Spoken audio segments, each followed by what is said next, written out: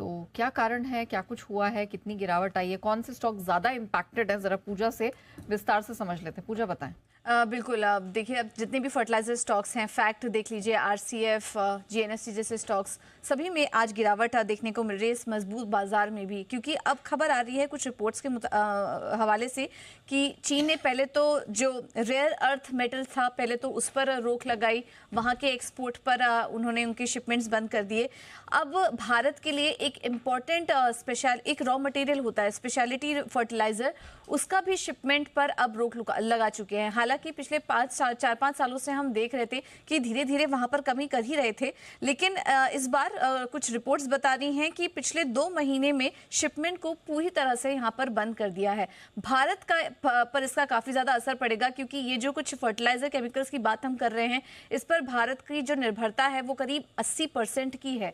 तो काफी इंपॉर्टेंट ये मटेरियल है। अगर आप इंडिया में उस लिहाज से देखेंगे तो यहाँ के जो हाई यील्डिंग क्रॉप्स हैं, जैसे कि फल सब्जियों का नॉर्मल जो उत्पादन है, उस पर भी यहाँ पर असर देखने को मिल सकता है इस रोक के बाद। क्योंकि जून दिसंबर के बीच में हमने देखा था कि 2024 के दौरान करीब 1.5 लाख टन का इंपोर्ट यहाँ पर भारतीय कंपनियों की तरफ से देखने को मिला था। और ये इसलिए इंपॉर्टेंट है और ये स्टॉक आज इसलिए टूट रहे हैं क्योंकि भारतीय फर्टिलाइजर कंपनियों के कई सारे फिनिश्ड प्रोडक्ट्स जो हैं वो इसी प्रोडक्ट का इस्तेमाल करने से आगे बनते हैं।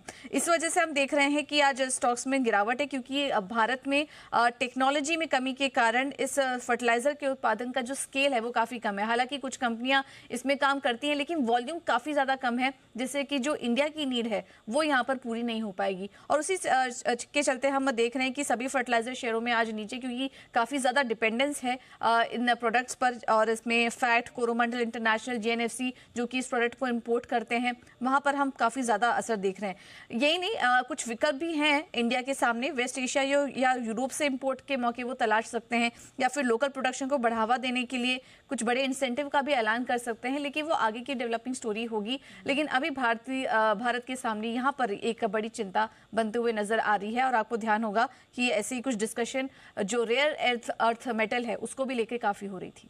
सही बात है, यहाँ पर आत्मनिर्भरता इन स्पेसेस में बने ये जरूरी है, क्योंकि 80% की निर्भरता जब आपके इंपोर्ट्स पर और चीन से खासतौर से इंपोर्ट्स पर हो जाती है, तब यहाँ पर मामला थोड़ा डाइसी हो जाता है। जैन साहब, इस पर आप कुछ रोशनी डालेंगे, ये कितना गंभीर मामला है, और फिर हमारे जो फर्टिलाइजर कंपनियां हैं, ये सेक्टर है, कैसे कोप अप करेगा?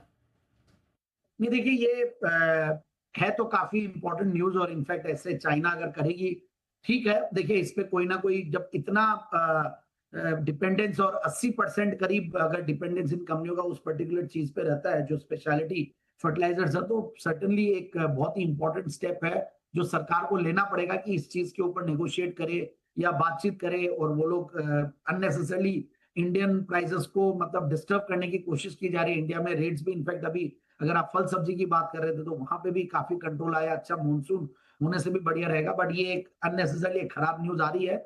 बट देन जो वेस्टर्न यूरोपियन कंट्रीज है, तो वहां से अगर ये फर्टिलाइजर्स को कंपनीज को अगर रॉ मटेरियल मिलता है तो देखते हैं किस तरीके का कॉस्टिंग में और क्या फर्क रहता है। But yes, China is always China, उनके कॉस्टिंग को लेकर हमेशा से वो लोग को एडवांटेज रही है।